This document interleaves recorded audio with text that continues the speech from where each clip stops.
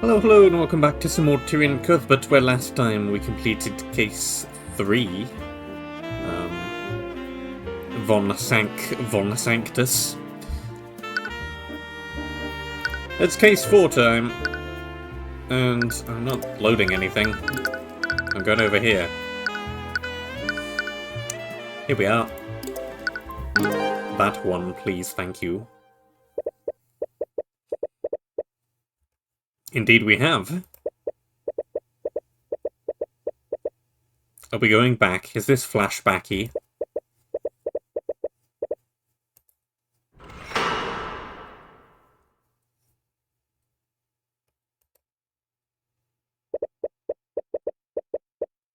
can't believe Cuthbert read the client's mind without asking. It's starting to become a problem. He's becoming more and more reckless with each passing year. I wish Frey was still alive. She would know what to do.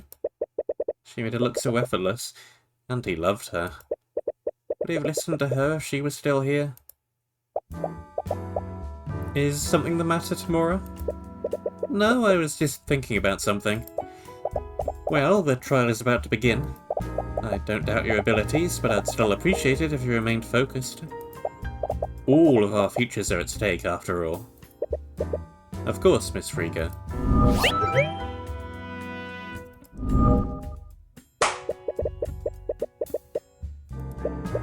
What's wrong? Nothing, it's just the ritual that I used to calm myself. Right, I'd almost forgotten about that. But more importantly, what are you doing here? My father sent me to guide Beatrice through the courthouse. It's a new environment for her, and we were both worried about her condition. I still can't believe you were the boss's daughter this entire time. Why didn't you say anything at the academy? Oh? Knowing my true identity would have caused friction with your son, wouldn't it? He's not my... Anyways, I suppose I understand why you stayed quiet. But I still don't appreciate being kept in the dark about this. This is very much not flashbacky. Oh, speak of the devil.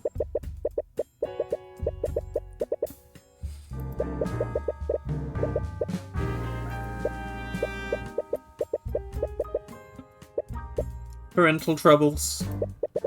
We had an argument earlier. It's nothing to worry about. If you say so.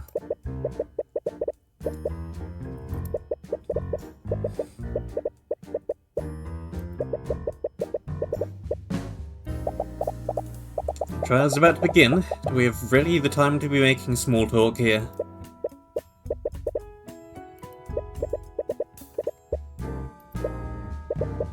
Nightgrave?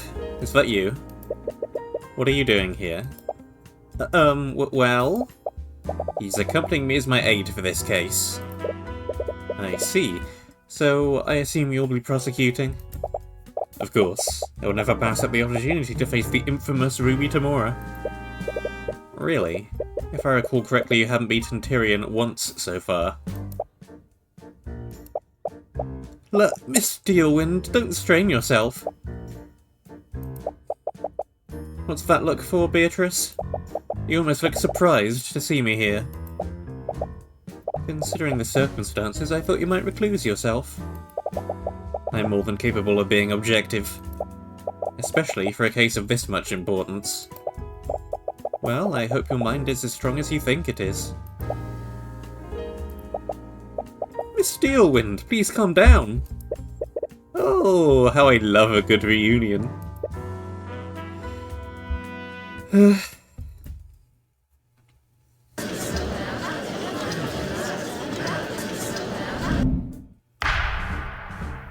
Well, this sure is starting off differently. But some things never change. How you judge. Court is now in session for the trial of Beatrice Frigga. Miss Steelwind, is the prosecution ready? Miss Steelwind? Oh, of course. The prosecution is ready, Your Honour. The defence is also ready, Your Honour.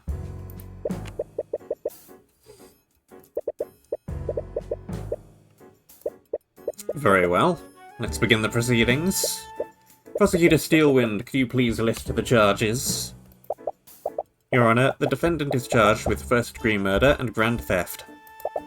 As many of you know, Beatrice Frieger is the formerly missing daughter of the now late William Frieger. And the victim of the murder is William Frieger himself. Yes, I'm well aware of that. The people of Wyvengard will certainly mourn the loss of House Frieger's head. But anyways, did you also say that the defendant is accused of grand theft? Yes, Your Honour.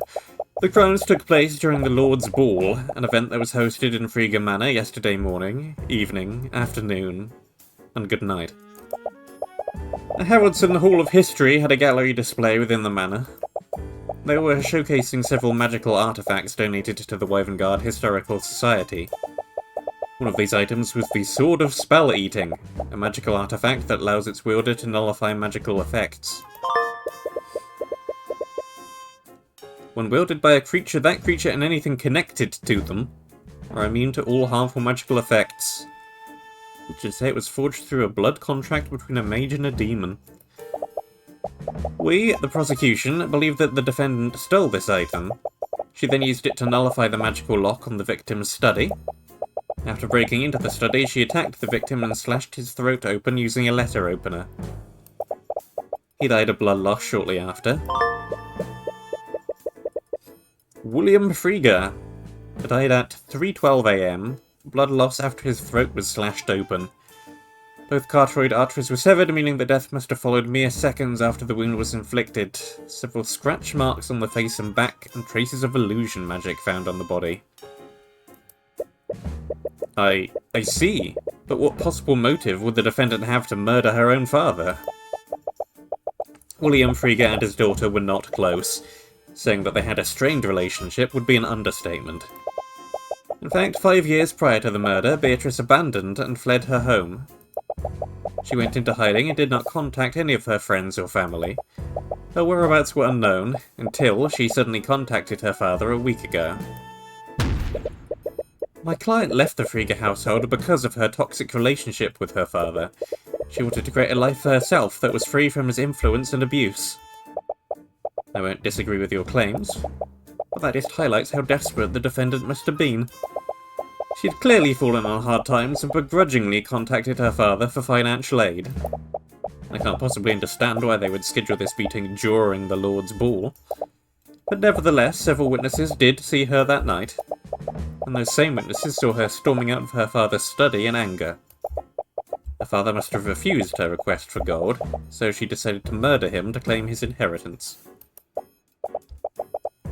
Luckily, we prepared for this in advance. Yes, they're playing right into our hands.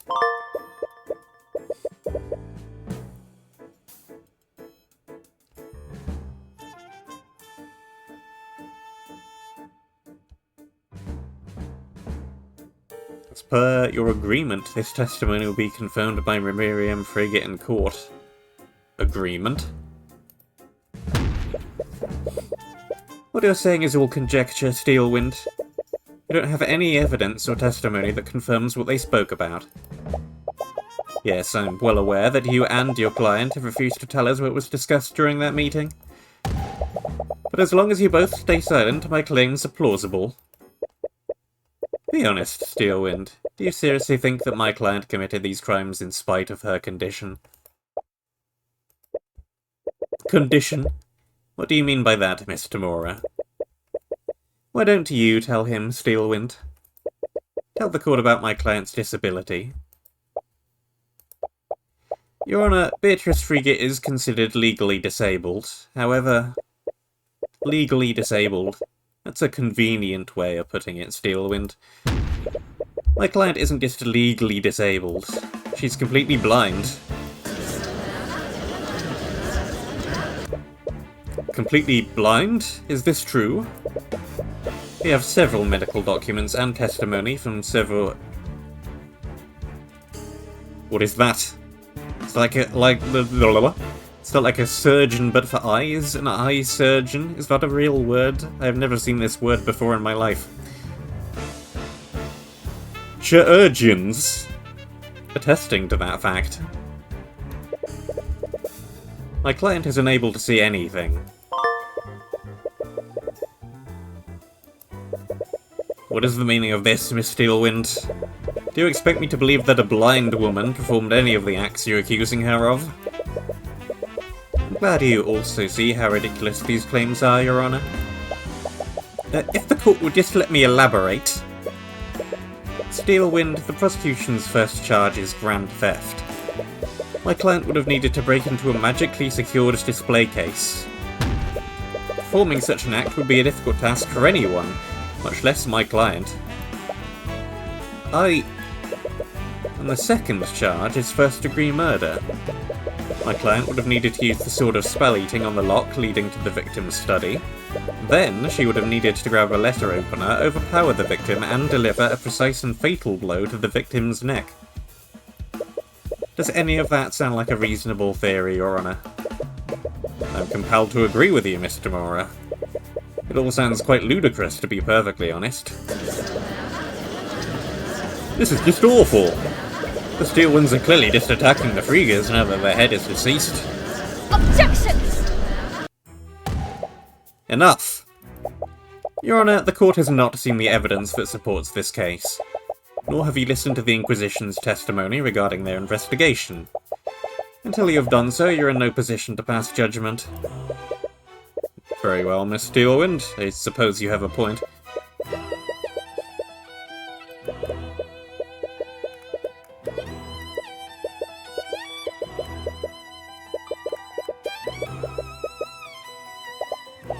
To begin, the prosecution would like to call Commander Oren White to the stand. Hello! Commander White, please testify to the court about the Inquisition's findings. Right.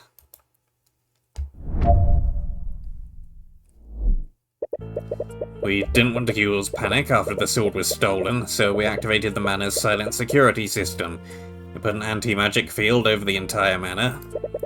We did a search of the house, and we found the stolen sword in the defendant's bedroom. It didn't look like she was going to run, and Crown Prince Asta told us to stand down, so we just kept a close eye on her. William Frieger was in a bad mood that night, so he had already locked himself inside his study. But an hour later, we entered the study and found him lying dead in a pool of blood. The lock was still engaged, and no one teleported in. The perp must have temporarily disabled the lock using the sword of spell-eating. We have testimonies that say the defendant was seriously in debt. She must have murdered the victim to get a part of his inheritance.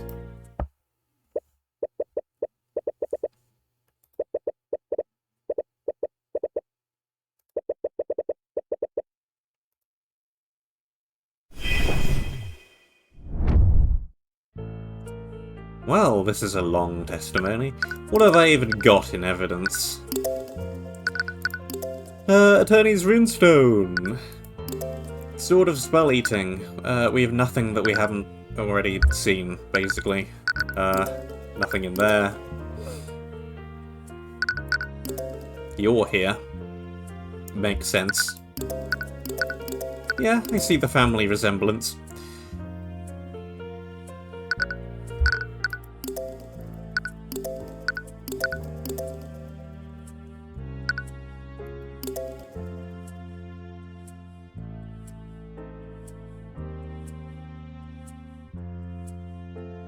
His Frieger fled from the family 5 years ago and went into hiding. In retaliation, William told Miriam that he would remove Beatrice from his will. As a result, she wouldn't receive any inheritance after his death.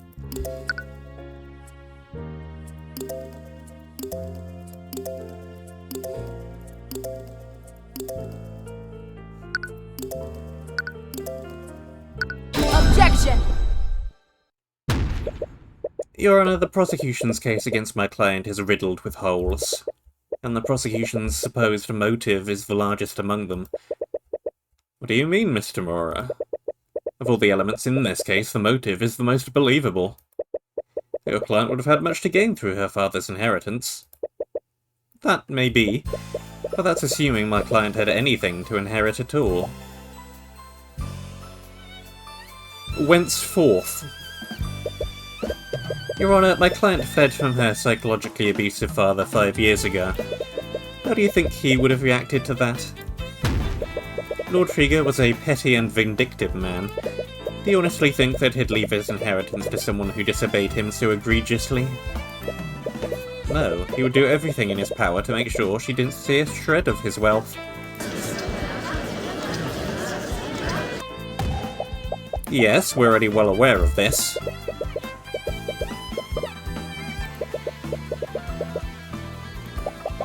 On the night of the murder, the victim made the decision to disinherit the defendant.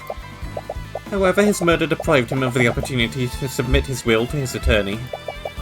This only further proves the defendant's motive.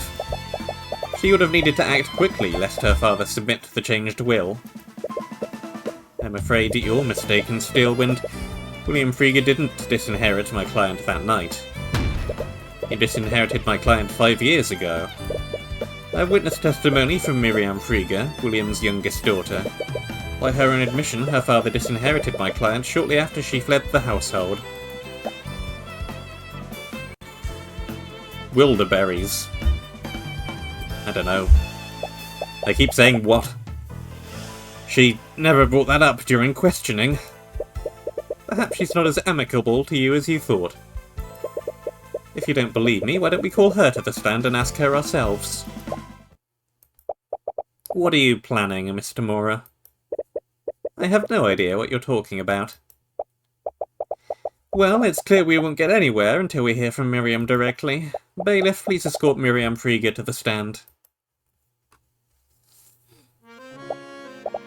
Miriam, is the defense correct? Did your father disinherit Beatrice 5 years ago? Yeah? And you didn't think it was necessary to share this information with me? Well, you'd never asked.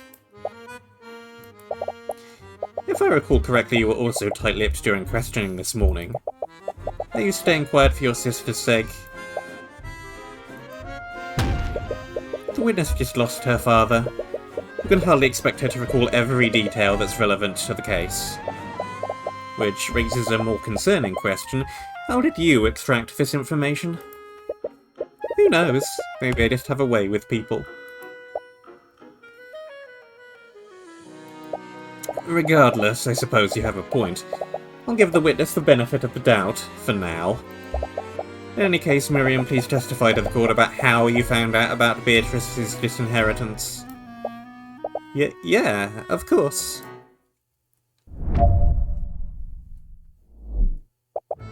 One day we all woke up and discovered that Beatrice had fled from our home. She left a note for us, and in it she renounced her name and denounced my father. My father later called me and my sister into his study. He told us that he had completely disowned Beatrice and removed any claim she had to the Frieger estate. It was probably a threat to us in case we ever chose to go down the same path she did. He wanted to make an example out of her. This all happened 5 years ago. And are you sure this all happened 5 years ago? Yeah, even now I can remember everything clearly. I see.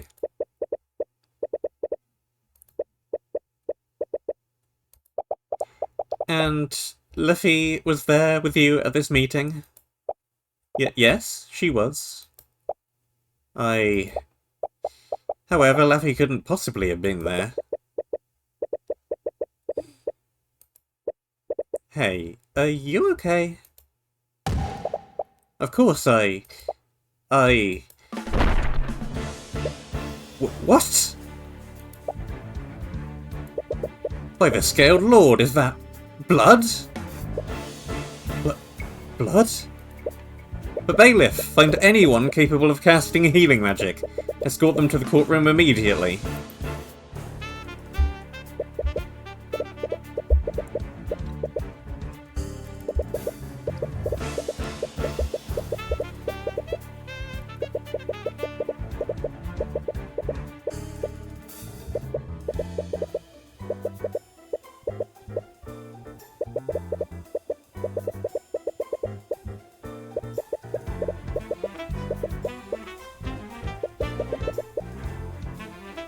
Well, I'm confused. Mr. Nightgrave, explain yourself. What is going on? Why was Miss Steelwind so gravely injured? I'm sorry, but I wasn't actually here as Miss Steelwind's aide, I was here as her healer. Her healer? The truth is, Miss Steelwind was violently attacked at noon today. She was in critical condition, but she insisted on prosecuting the case anyway. I owed her a favour, and she asked me to channel my necromancy to keep her wounds closed during the trial. Scaled Lord, why didn't she just recluse herself?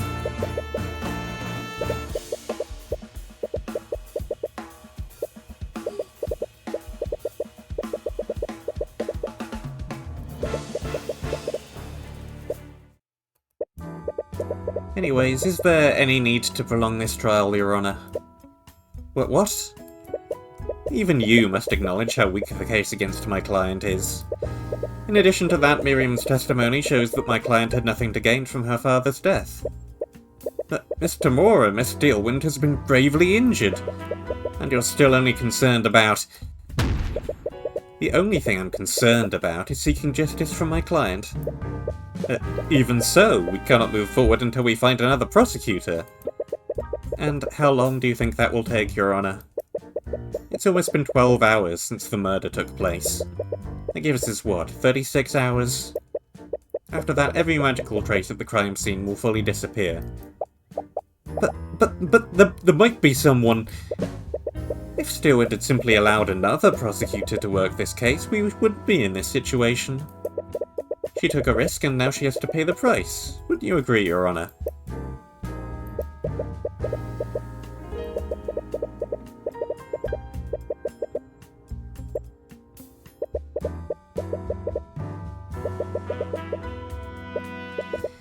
Well, due to today's unprecedented events, I suppose I have no choice. There aren't any prosecutors available to immediately take Miss Steelwind's place. We'll take a brief recess. After that, I'll deliver my verdict. Objection!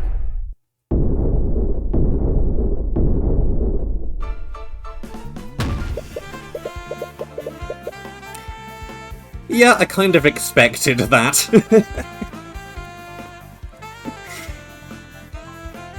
Your Honour, I'm afraid you can't pass a verdict just yet. Mr. Cuthbert? Cuthbert, what the hell are you doing? I don't know. But what I do know is that there was a massive contradiction in Miriam Krieger's testimony.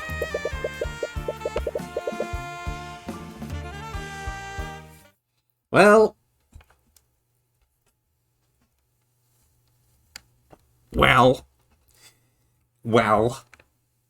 I've seen prosecutors at the defence's bench before, but I think this is the first time seeing a defense on the prosecutor's bench and playing that role.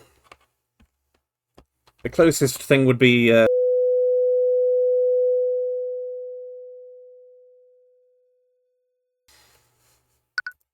Doop.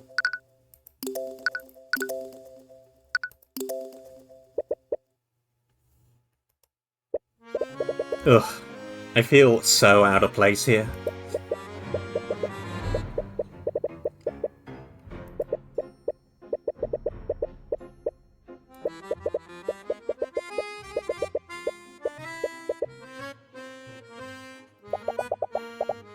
Why are you in the corner by yourself? I can't believe I let you talk me into coming here.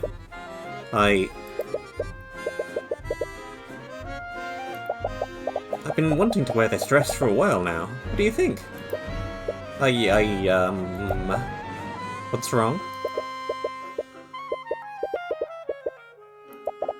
Oh, I see. Are you enchanted by my beauty? Come on, say something.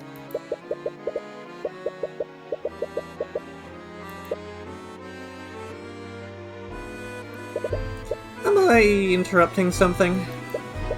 But, Miss Tamora, I wanted to check in on you two before we went to meet with Lord Frieger.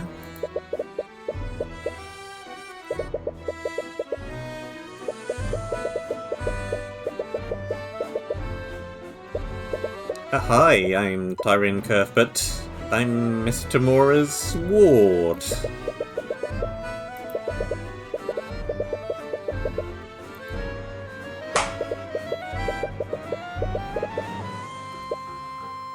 What?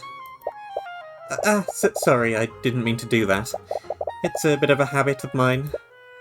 Oh. I've heard much about you, Mr. Cuthbert. My name is Beatrice.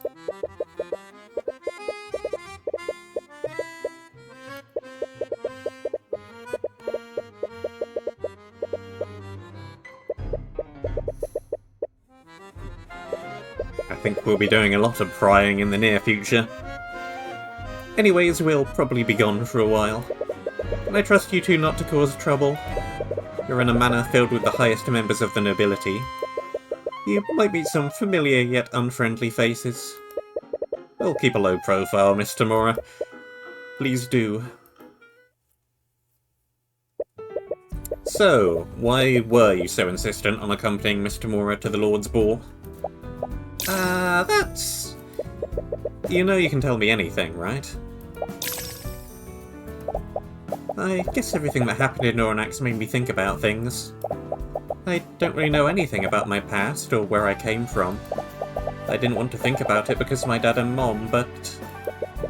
You wanted to find out who your biological parents are. I do, but I don't know now. Being here is starting to make me feel weird. I still have my mom, and looking for my birth parents feels wrong somehow. I don't think that's true. Really?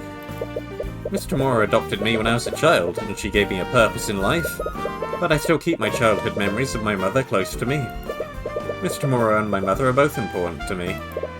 I don't think it's disrespectful to find out more about yourself. I'm sure your mother will understand. You think so? Of course. And I'm also sure of another thing. If I'm with you, I doubt any of the nobles here will want to speak with you. Yeah, I didn't want to be rude, but... Don't worry, I can find something to fill the time. You're just gonna play chess alone, aren't you? Maybe? You really need to learn to talk to other people. Make some new friends or something. I don't need more friends, I usually want to spend most of my time with you anyways. Anyways, I'm gonna try and talk to some people. Yeah, I'll see you later.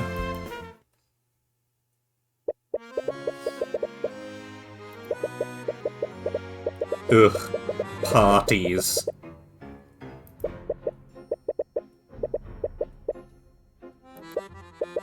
Well, it's not as if I have anything better to do. I should try and find an empty table to play on.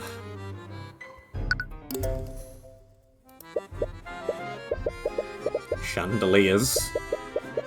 The middle one is especially fancy looking.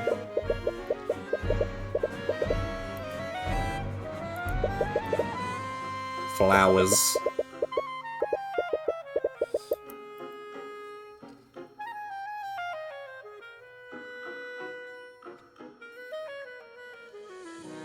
Well, there's really not too much to look at. Big ballroom.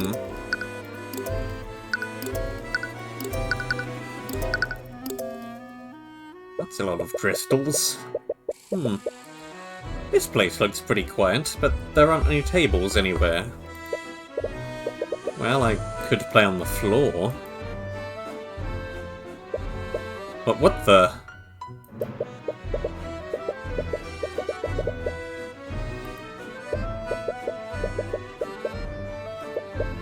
Did someone leave a door open?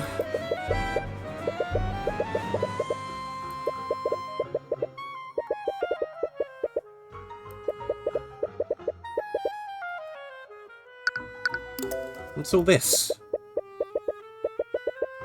Numerous jewels mounted equidistant from each other. Well, they're clearly some kind of magical.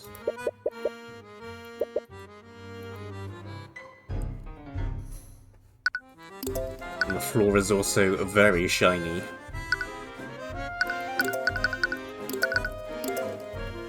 Oh hey look, there's the aforementioned sword. Or what will be the aforementioned sword later. The anti-aforementioned sword? Whatever, it's the sword.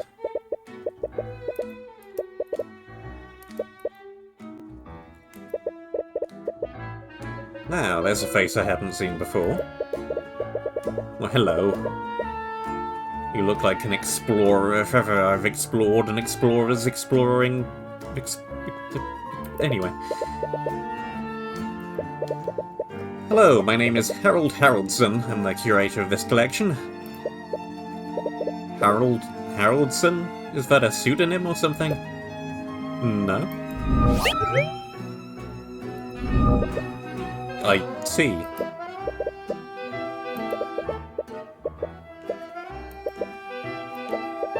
Do you happen to know anything about the ancient dragons?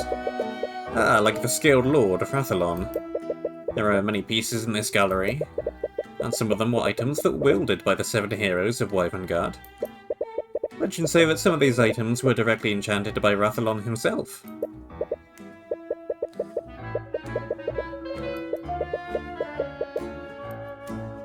Perhaps I should. It's a pair of metallic armbands. There are several magical runes carved onto them. Those are the armbands of intellect. They were actually created by a member of House Frigga many centuries ago. Centuries? That would make these armbands one of the first creations of artificery. That's correct. Legends say that whoever wore these armbands would be granted unparalleled levels of intellect. Many believe that House Frigga created these to aid them in their study of magic. Worn by a creature, that creature's intelligence would be increased beyond the limits of an average human.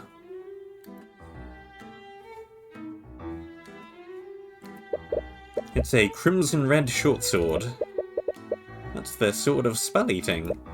Legends say that it has the power to protect its wielder from any kind of magic. So it's like an anti-magic field. In a way, yes, but it has less than heroic origins, I'm afraid. It's said that this sword was created through a blood pact between a mage and a demon. A demon? Legends say that some demons had the power to absorb and nullify magic. A demon must have imbued some of that power onto this sword. Or at least that's what the legends say. Is it safe to put something like this on display? What if the legends are true? Don't worry, these displays are fortified with several abjuration spells. I bet even Lord Steelwind would have trouble getting into this.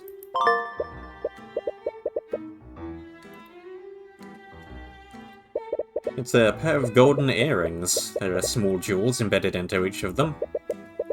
These are the earrings of vitality. It's said that the Scaled Lord imbued a portion of his immortality into these. Legends say that whoever wore them would have their lifespan increased tenfold. A Scaled Lord could do things like that? Of course, he is the Scaled Lord after all.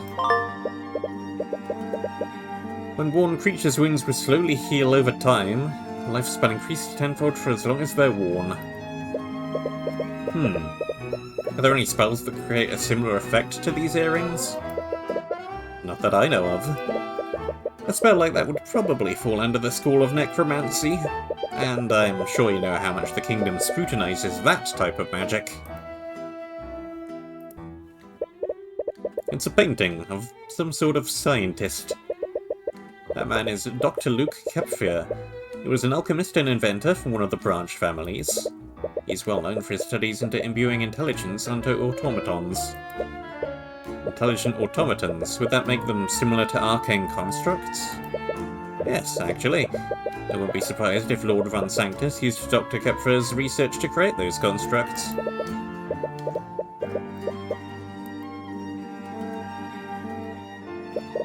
It's a painting of a researcher. That's Professor Matt Furland. He was a professor of some renown. He was a researcher of combinatorial magic theory. What's that? It's the study of how different types of magic interact with each other. He famously ran an experiment on what would happen if two anti-magic fields overlapped each other. That's actually pretty interesting. What were the results of that experiment? Well, they had mages enter the space where the two fields overlapped. It turns out those mages were able to use their magic in that space. Wait, how would that be possible? They would have had two anti-magic fields affecting them. When the two fields overlapped, they cancelled each other out. I've heard that it's akin to multiplying two negative numbers together. That actually makes some sense.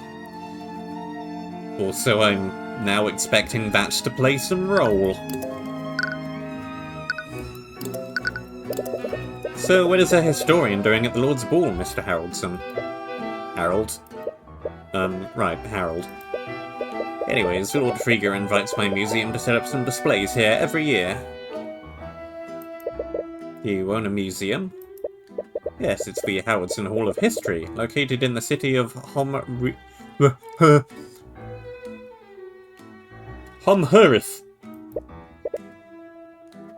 It is. Unfortunately, I don't think his guests appreciate the historical significance of these items. Honestly, I think you're the only person in years who's taken a meaningful interest in them. Unfortunate.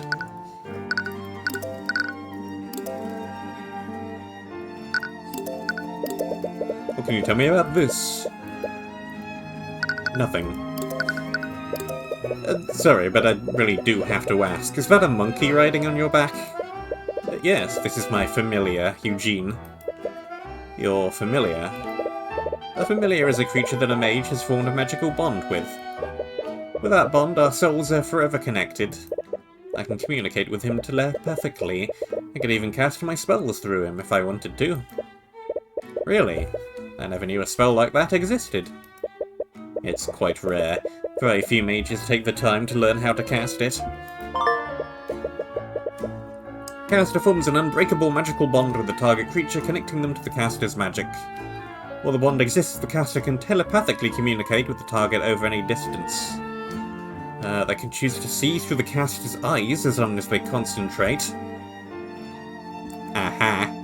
And lastly, the caster can also cast spells from the location of the target creature instead of their own location. Once the bond is formed, neither the caster nor the target can form bonds with any other creature, and the bond can only be broken on death. Eugene helps me with my day-to-day. These old bones aren't as spry as they used to be, after all.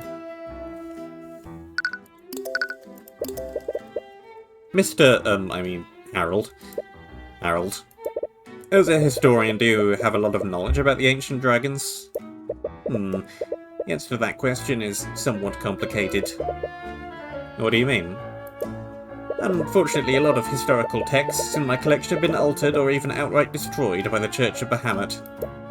Because of that, it's quite difficult to separate myths from actual historical accounts. Right, I remember encountering a similar problem at the Imperial Academy. Ah, you must be quite dedicated to your studies. Thanks. I had to fight the church for a long time before I could even display dragon bones in my museum. In the history of the ancient dragons, were there any instance of them granting powers to humans? Well, of course. That's the entire premise behind the 7 heroes of Wavengard. Right, but was there anything before that? Did they ever grant supernatural abilities that didn't follow the rules of arcane magic? Granting supernatural abilities, you say? That sounds more like something demonic in nature rather than draconic. Demonic? Much like the ancient dragons, demons are the stuff of myths. There are many stories of people selling their souls to them for untold power.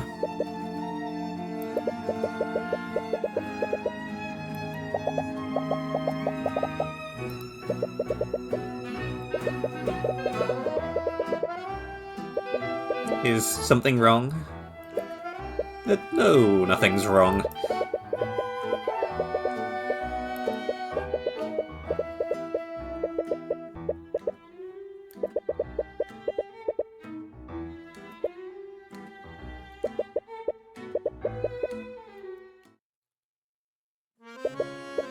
How dare you insinuate that I engaged in an adulterous relationship? That's not what I... Enough! If you try to speak with me again, I'll have the Kingsguard throw you out. This isn't working. I don't think asking them like that will be very effective. What? Do you expect anyone here to be truthful with you? You're essentially asking them if they cheated on their spouses. Have you been spying on me? Not intentionally, I was just surprised to see you here, of all places. Right, I guess that makes sense. You're not party crashing, are you? Of course not, I came here with Ruby and Tyrion. That honestly raises more questions than answers, but I'll take your word for it. Anyways, you're looking for your birth parents, aren't you? Was I being that obvious? It's the only reason I could think of. Why else would you be trying to speak with the members of the nobility?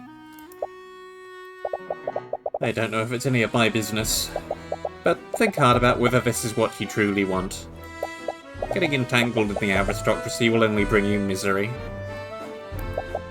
I've read your file. You have everything you could ever want.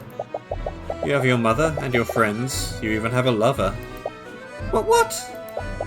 You're in a relationship with Mr. Cuthbert, are you not? No. Tyrion's not my... Really? From the way you two behave around one another, I just assumed. It's pretty obvious you have feelings for him. What? How obvious? Did he seriously not notice? I think someone with his deductive reasoning skills would easily see through you.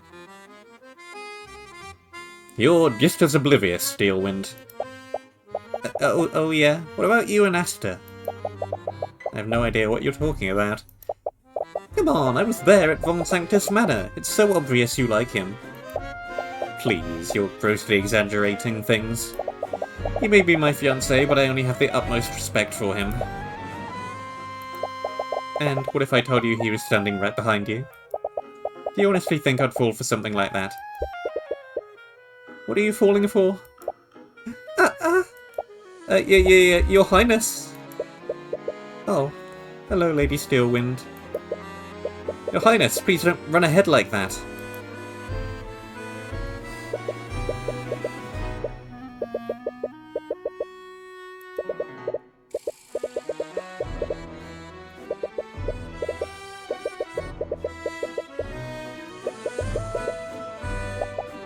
Hey Asta, what do you think of Steelwind's dress?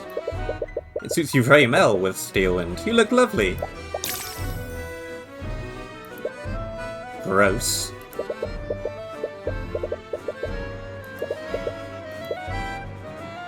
What?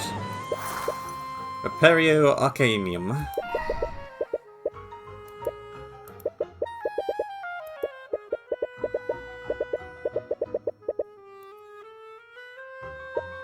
Oh, Mr. Cuthbert. What was that all about? My apologies, they were making sure you weren't disguising yourself with an illusion. The King's Guard are charged with keeping us safe. They must take every precaution to protect us. Oh, and who might you be? Do not speak so familiar with me, peasant. Alaric, don't speak to him like that. Why shouldn't I speak to him as I please? I am Prince Alaric de Wyvengard the Sixth. I will not demote myself by showing courtesy to a commoner.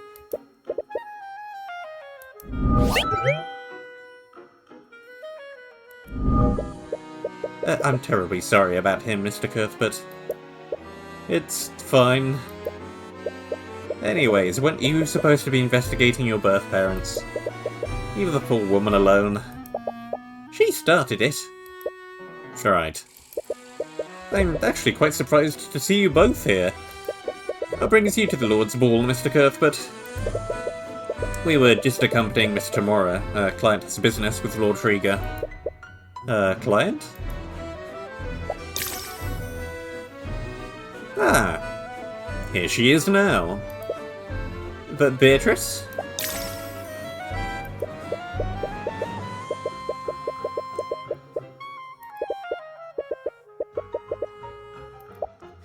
Oh, that voice. Is that you, Asta? It really is you. I'm glad to see you again. It's been quite some time. Is that really all you have to say?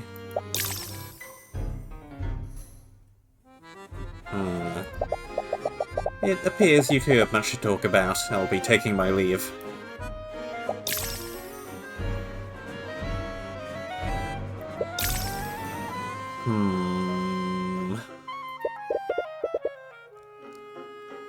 Yeah, just a little, yes. Celeste, we should probably get going too. Yeah. Wow. That was awkward. Yeah. I wonder how those two know each other.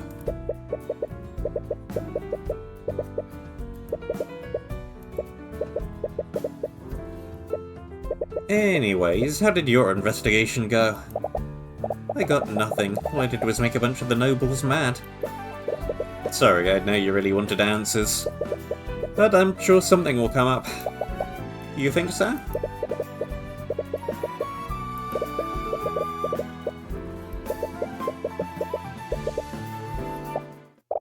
Anyways, I don't want this night to be a total loss. Come on, dance with me. What? That's not really something I... Don't be like that. How often do we get to go to a party like this?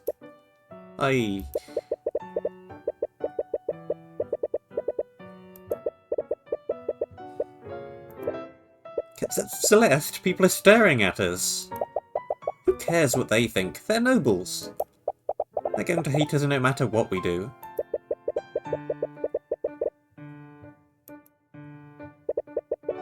I don't even know how to dance. I've never done this before. It's easy. Just stop being so awkward about it. Alright, just tell me what I need to do. Well, first, you need to be closer to me.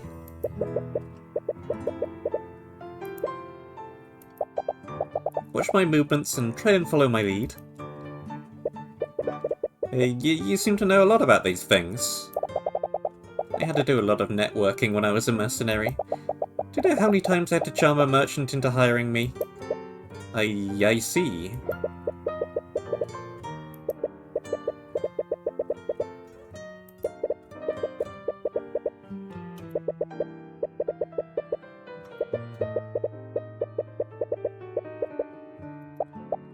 You're getting it, but don't focus so much on where your feet are.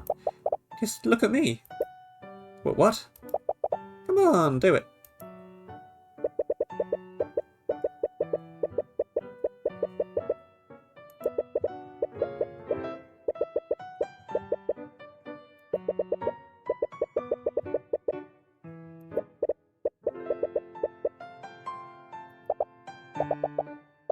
Ah, there he is, the famous Tyrion Cuthbert. Never turns away from challenging a noble, but can't dance a step to save his life.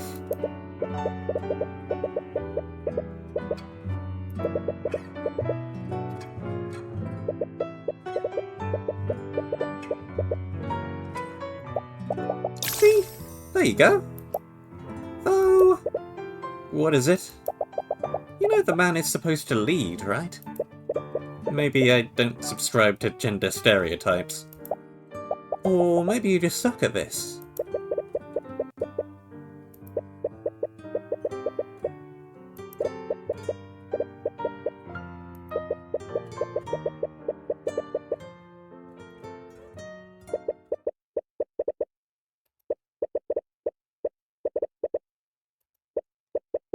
Oh no.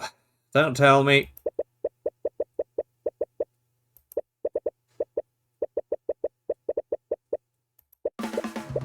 Beatrice Frigga, by the authority of the Wavengard Crown, you're under arrest.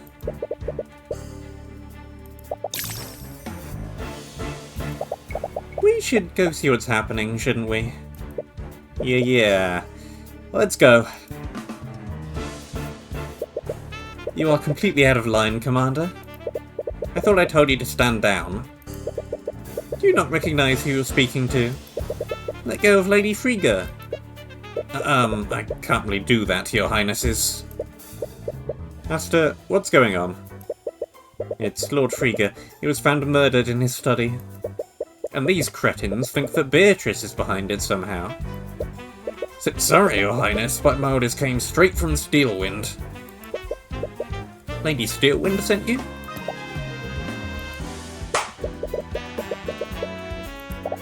I should go with them. What? No! My brother is right. They have no right to... I don't want to cause friction between you and Arya. She's always been meticulous. I'm sure she's just being careful. I'm sure I'll be exonerated when they've thoroughly investigated what happened. Okay. Only if that's what you truly want. What? You can't just let them take her away. Brother, she's correct. It's not our place to interfere with the laws of our kingdom. But... However... Yes, Your Highness. Miss Beatrice is blind. One of your knights will need to escort her. She's what?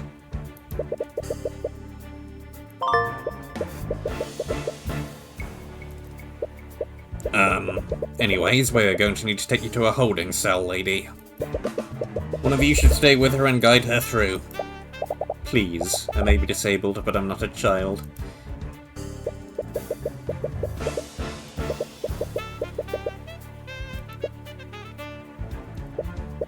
Shouldn't you be following her? Right. Inquisition, move out.